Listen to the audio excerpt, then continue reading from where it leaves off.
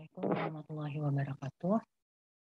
Kita akan mulai materi kita untuk mata kuliah unsur dan senyawa golongan pertama, itu tentang hidrogen.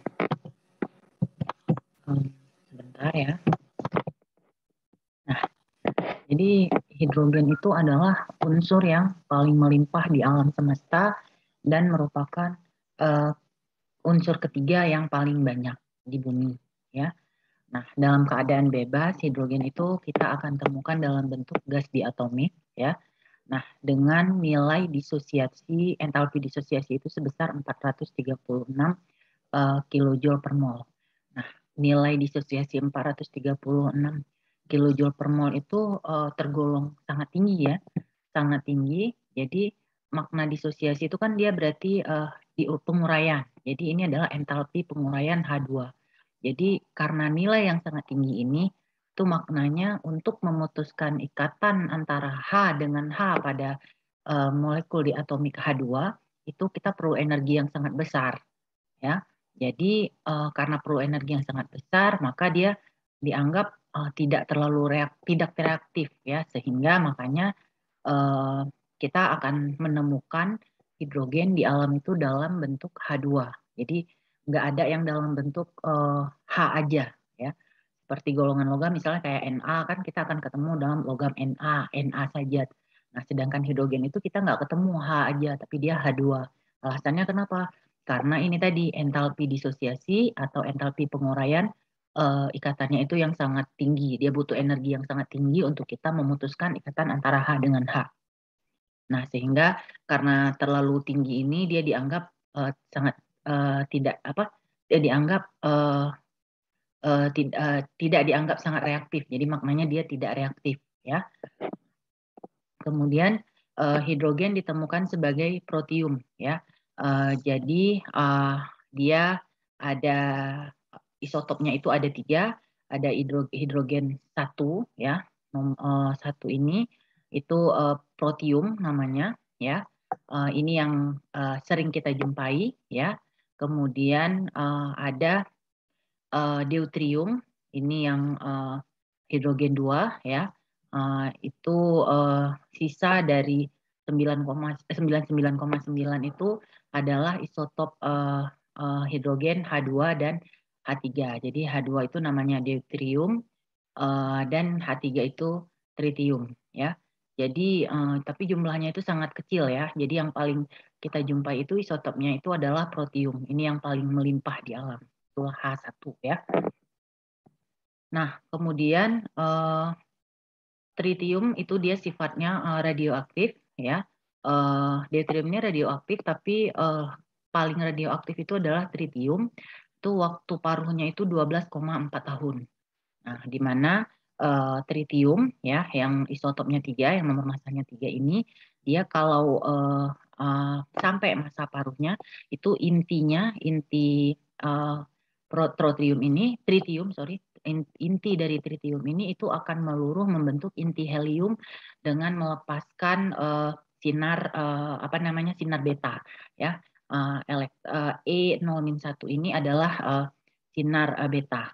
Jadi makanya tritium itu tergolong radioaktif. Jadi kalau udah sampai masa paruhnya 12,4 tahun, itu dia akan berubah intinya menjadi inti helium dengan melepaskan sinar beta.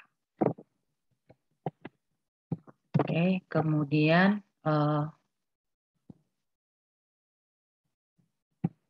sebentar.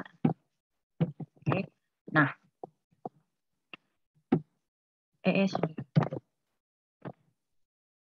selanjutnya, nah, hidrogen ini dia punya bilangan oksidasi positif dan negatif, ya.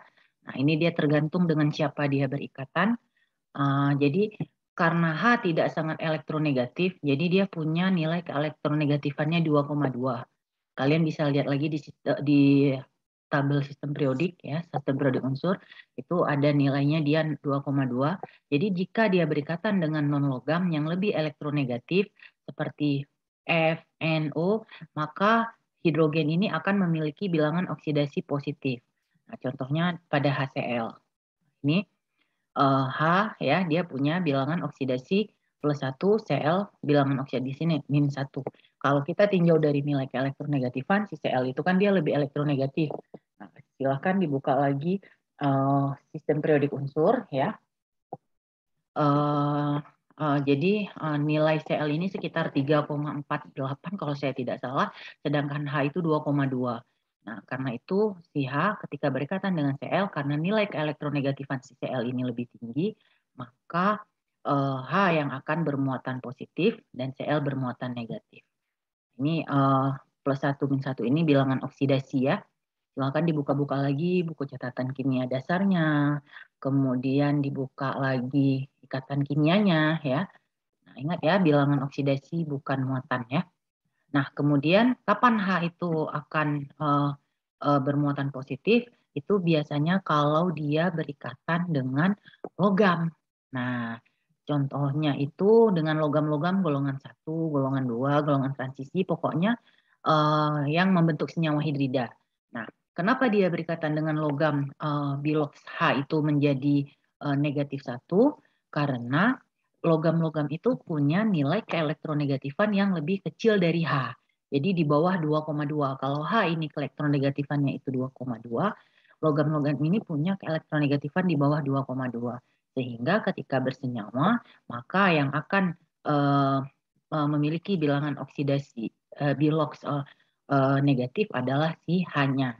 Sedangkan logamnya itu biloxnya positif. Ya. Kemudian bila berikatan dengan non logam yang elektronegativitasnya hampir sama, maka ikatannya itu dia cenderung ikatan nonpolar seperti CH4, PH3 dan BH3. Nah, terkait dengan kepolaran ikatan ini ya, kenapa dia masuk nonpolar? Silakan dibuka lagi materi ikatan kimianya ya. Oke. Kemudian cara untuk mendapatkan hidrogen. Nah, dalam keadaan alami ya, hidrogen itu dia dalam bentuk gas, molekul diatomik dalam bentuk gas, itu dia nggak terlalu melimpah ya. Jadi H2 itu dia nggak banyak. Jadi yang banyak itu kenapa dia bisa jadi unsur ketiga tadi terbanyak di alam, yang ketiga melimpah itu bukan H2-nya, tapi persenyawaannya. Nah ya, H2-nya itu dia nggak banyak di alam, hanya sekitar 6 kali 10 pangkat minus 5%. Tapi ketika senyawanya itu di air aja udah banyak kali, H2O, kan ada H-nya.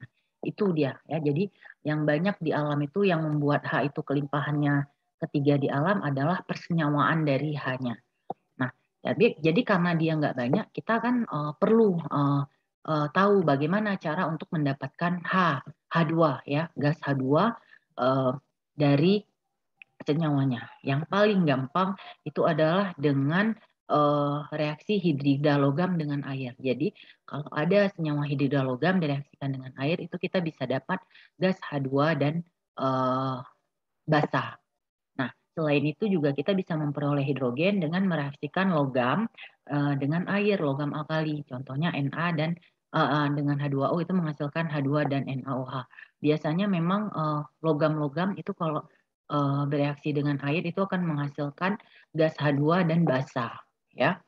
Nah, tapi itu logam-logam yang ini ya yang reaktif. Nah, biasanya golongan alkali. Cuman ini untuk dapatin ini juga kalian nggak bisa asal-asal ya golongan alkali karena ini reaksinya dia eksoterm, lepas panas ya.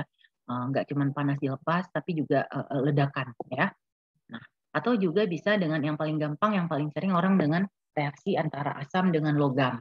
Nah, jadi asam, ini asamnya boleh apa aja, misalnya HCl atau H2SO4 itu direaksikan dengan logam, Zn, Mg gitu ya, itu menghasilkan gas H2 dan garam. Ini kalau kalian buka lagi materi reaksi penggaraman, itu kalian ketemu juga ya, dihasilkan gas H2 ya. Oke, pada reaksi ini reaksinya juga reaksi asam dengan logam ini juga termasuk reaksi redoks ya, di mana si H ini dia mengalami reduksi, Zn ini mengalami oksidasi. Ya. Nah untuk reaksi ini kalian boleh buka lagi materi reaksi penggaraman pada mata kuliah struktur dan kereaktifan senyawa anorganik. Nah, hidrogen ini secara komersil dia diproduksi melalui cracking hidrokarbon ya, alkena. Jadi alkena ya, itu dia cracking sementaranya itu menghasilkan suatu senyawa C2H4 dan gas H2. Cara lain memperoleh gas hidrogen adalah melalui reaksi pergeseran air gas. Jadi H2 ditambahkan dengan gas metan itu menghasilkan karbon monoksida. Ini pakai katalis ya. Katalis Ni pada suhu 1200 Kelvin itu menghasilkan gas karbon monoksida dan gas H2. Selain itu juga bisa pakai karbon monoksida ini. Setelah itu karbon monoksida dari hasil reaksi ini kemudian direaksikan dengan H2O dengan air ya, tapi yang uap ya, yang gas dengan katalis FeO itu pada suhu 700 itu menghasilkan CO2 dan H2. Kenapa CO ini? Padahal di sini kan udah dihasilkan, tapi kenapa direaksikan lagi dengan H2O? Karena CO ini kan sifatnya beracun, sangat beracun dia ya. Jadi diubahlah menjadi CO2 yang racunnya jauh lebih rendah, tapi walaupun masih lumayan berbahaya, tapi tidak seberbahaya CO. Ya, ini adalah cara memperoleh hidrogen. Ya, cara kita mendapatkan hidrogen. Nah, penggunaannya untuk apa hidrogen? Jadi untuk apa kita sintesis atau didapatkan hidrogen? Nah, jadi hidrogen itu secara luas dalam reaksi kimia itu digunakan untuk proses hidrogenasi atau reduksi di laboratorium anorganik dan anorganik. Nah, jadi biasa pakai ini untuk reaksi organik ya. Dia suatu senyawa aldehid RCHO ini aldehid direaksikan dengan gas H2, reaksi hidrogenasi ini dia mengoksidasi senyawa aldehid ini menjadi suatu senyawa asam karboksilat ya. Nah, H2 juga digunakan untuk mereduksi oksida logam menjadi logam. Nah, tadi karena dia kan kalau dengan asam tadi dia juga bisa terreduksi ya, terreduksi. Contohnya tadi pada Zn. Nah, yang ini dia H2-nya mengalami reduksi. Kalau di sini H2-nya itu mengalami oksidasi. Jadi dia berfungsi sebagai reduktor. Nah, biasanya dia mereduksi oksida logam menjadi logam. Ini M ini adalah logam ya, boleh logam apa aja. Oksida logam ini MO2 ditambahkan dengan H, dia akan mereduksi M menghasilkan logamnya ditambah dengan H2O. Ini reaksinya pakai katalis ya. Nah, itu juga M2O3 tambah 3H2 menghasilkan logam N dan 3H2O. Misalnya kita mau pakai logamnya itu Fe. Jadi Fe2O3 ditambah 3H2 menghasilkan 2Fe tambah 3H2O. Ini dia penggunaannya ya. Jadi untuk reaksi hidrogenasi dan juga untuk reduksi oksida logam menjadi logam. Nah, selain itu penggunaannya itu dia yang paling berpotensi ya, hidrogen ini adalah sebagai bahan bakar. Nah, jadi reaksi kimia antara gas hidrogen dengan oksigen itu menghasilkan energi ya, yang katanya reaksinya itu bisa mendorong pesawat ruang angkasa ke ruang angkasa saat tinggal landas. Nah, jadi bisa digunakan sebagai bahan bakar untuk mendorong pesawat ruang angkasa pada saat tinggal landas. Nah, reaksi ini juga gas hidrogen sebagai bahan bakar ini itu dianggap sebagai zero emission fuel. Jadi dia sumber bahan bakar yang menghasilkan yang energinya itu bersih, dia tidak menghasilkan emisi. Nah, ya jadi ini dia punya potensi yang besar. Nah, jadi kalau padahal hanya dengan memanfaatkan gas hidrogen dan oksigen, di mana keduanya ini kalau bereaksi itu dia menghasilkan energi ya. Kalian boleh search di YouTube reaksi antara H2 dan O2 itu kalau kalian ambil misalnya kalian bakar kayu, kemudian kalian matikan kayunya, jadi kan masih ada bara di kayu itu, terus kalian dekatkan dengan balon yang berisi H2. Jadi nanti kalian dekatkan itu nanti ada ledakan dia ya. ambil gas di dalam balon itu, letakkan di satu tempat, terus nanti kalian ambil kayu yang ada bara di ujungnya itu nanti menghasilkan ledakan. Nah, ledakannya itu energi itulah energinya. Ya, jadi ledakan itulah energi ya, dia energinya, dan kemudian setelah ledakan dia terbentuknya H2O, jadi aman, nggak ada emisi di situ, jadi H2O aman ya, air yang dihasilkan. Nah, tapi untuk skenario pembuatan hidrogen sebagai bahan bakar ini itu ada masalah ya, misal ada keterbatasan. Yang pertama, kelimpahan yang rendah dari gas hidrogennya. Jadi gas hidrogen ini sedikit ya, di alam dia sedikit, yang banyak itu senyawa hidrogennya ya. Jadi kita perlu melakukan ini tadi yang apa namanya generating hydrogen ini ya, perlu kita dapatkan dulu hidrogennya lagi. Kemudian untuk memproduksi, jadi untuk mendapatkan hidrogen tadi itu, untuk memproduksinya itu kita perlu biaya. Nah, perlu biaya kan, ini ada beberapa cara tadi mendapatkan hidrogen. Ini kan pasti pakai biaya ya. Nah, kemudian ada masalah portabilitas atau masalah penyimpanan ya. Jadi gas H2 itu memiliki rasio disimpan rendah energi untuk volume. Jadi dia permasalahan dengan penyimpanan itu apa namanya lumayan susah ya. Nah, tapi untuk masalah produksi gas ya, yang paling mungkin menghasilkan tadi kan biayanya banyak ya, untuk memproduksikan gas hidrogen ini banyak. Tapi kalau dilihat ya, di antara semua cara untuk memperoleh gas hidrogen ini, yang paling memungkinkan untuk mendapatkan gas hidrogen itu adalah dengan apa namanya dengan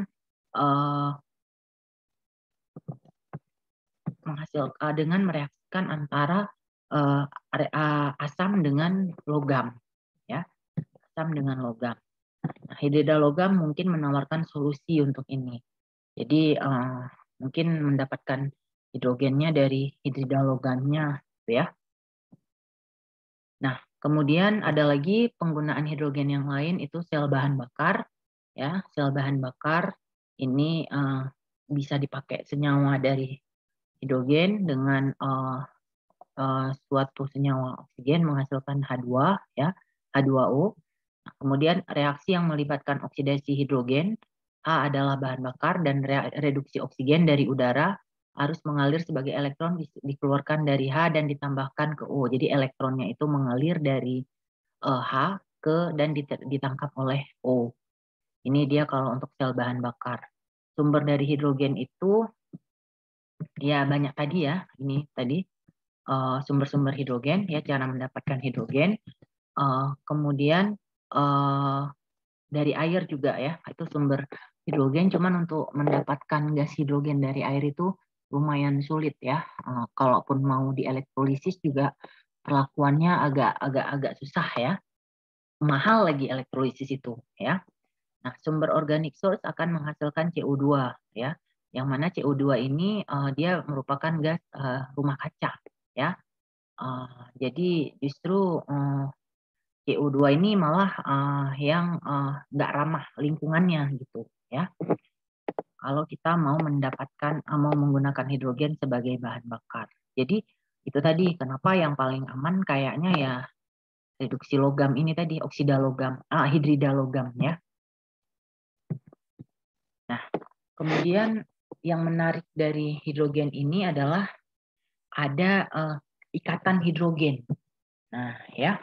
Jadi ada hubungan hidrogen dengan ikatan. Hidrogen terlibat dalam sejumlah skema ikatan. Nah, jadi ada hidrogen dalam senyawa hidrida tadi dengan logam-logam. Kemudian ada juga jembatan hidrogen atau a bridging hydrogen ya, di mana pada jembatan hidrogen 3C ini dia punya 3 pusat ya, tapi elektron yang terlibat itu ada 2. Nah, jadi pusatnya itu B, H, B, terserah mau H yang atas atau bawah. Tapi sebenarnya kalau kita lihat elektron yang terlibat itu harusnya kan ada 4, tapi di sini elektronnya itu hanya 2. Nah, untuk jembatan hidrogen ini nanti akan kita bahas secara spesifik pada saat persenyawaan pada saat golongan 13 ya. Nanti akan saya ajarkan bagaimana cara menghitung elektronnya ya. Insya Allah nanti di pertemuan selanjutnya kita pada materi golongan 13 ya, atau golongan 3A. Ini ya ikatan hidrogen, selain tadi ada ikatan dalam hidrida dengan logam, dan ada jembatan hidrogen, juga ada namanya ikatan hidrogen. Nah, ini kalian harusnya sudah sangat tidak asing karena sudah belajar di ikatan kimia. Nah, jadi ikatan hidrogen ini dia mempengaruhi sifat fisik molekul atau senyawa. Paling terlihat itu di titik didih, ya, titik didih. Nah, ikatan hidrogen terbentuk antara atom H dengan atom yang punya keelektronegatifan yang tinggi. Itu adalah F, N, dan O, ya. Nah, ikatan hidrogen itu dia biasanya itu antar molekul. Contohnya antar molekul HF dengan HF, H2O dengan H2O. Tapi ada juga ikatan hidrogen intramolekul. Itu biasanya pada molekul yang sama. Itu biasanya pada senyawa-senyawa organik, ya, organik. Nah, nanti boleh dibuka lagi terkait ikatan hidrogen ini, materi ikatan hidrogen di mata kuliah ikatan kimia. Ya, nah ini juga ya, ini tabel yang memperlihatkan bagaimana ikatan hidrogen itu mempengaruhi titik didih dari senyawanya dibandingkan dengan teman-teman dalam satu golongannya. Senyawanya apa aja? Ini tadi F, N, dan HF, NH3, dan H2O. Ya. Nah, dari sini kalian bisa lihat bahwa dengan meningkatnya berat molekul, titik didih dan titik leleh meningkat akibat dari adanya gaya antar molekul, nih, gaya dispersi. Nah, yang ini mungkin tidak perlu saya jelaskan terlalu spesifik. Kalian tinggal buka lagi materi ikatan kimia kalian ya, terkait ikatan hidrogen ya, kemudian gaya antar molekulnya juga ya.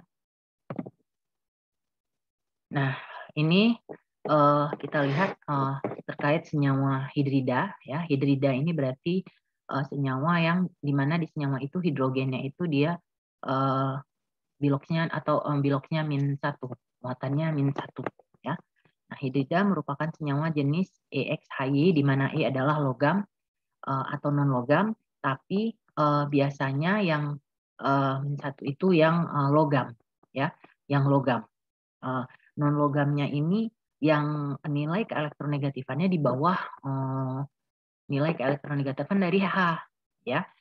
Jadi syaratnya non logam biasanya membentuk hidrida dengan H2, yang membentuk hidrida dengan H2O dengan H itu adalah logam, karena logam punya keelektronegatifan yang lebih kecil dibandingkan keelektronegatifan H, tapi ada juga non logam yang punya keelektronegatifan yang lebih kecil dari H yang bisa membentuk senyawa hidrida. Cuman umumnya antara hidrogen dengan non logam itu dia nggak membentuk senyawa hidrida ya, karena hidrida ini kan berarti H-nya itu dia -1.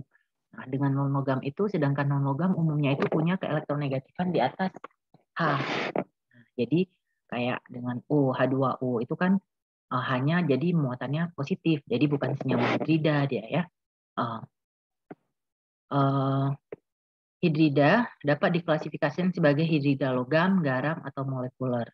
Nah, hidrida garam terbentuk dengan unsur-unsur blok S yang sangat elektropositif. Nah, jadi sifatnya dia non volatil. Volatil ini berarti mudah menguap. Berarti kalau non volatil tidak mudah menguap, tidak mengantarkan listrik, dan berupa kristal. Nah, dan larut dalam pelarut organik. Jadi hidrida garam menunjukkan sifat kimia yang sangat aktif bila direaksikan dengan air. NaH ditambah H2O menghasilkan H2 dan basa NaOH. Nah, karena mereka bereaksi begitu efektif dengan air, senyawa ini kadang-kadang digunakan sebagai reagen untuk pengeringan pelarut organik. Misalnya, kalsium hidrida digunakan untuk mengeringkan DMF ataupun acetonitril. Ya. Nah, mungkin ini saja terkait hidrogen. Ya. Silakan dikerjakan LKM-nya. Ya. Lebih dan kurang saya mohon maaf. Saya akhiri. Assalamualaikum warahmatullahi wabarakatuh.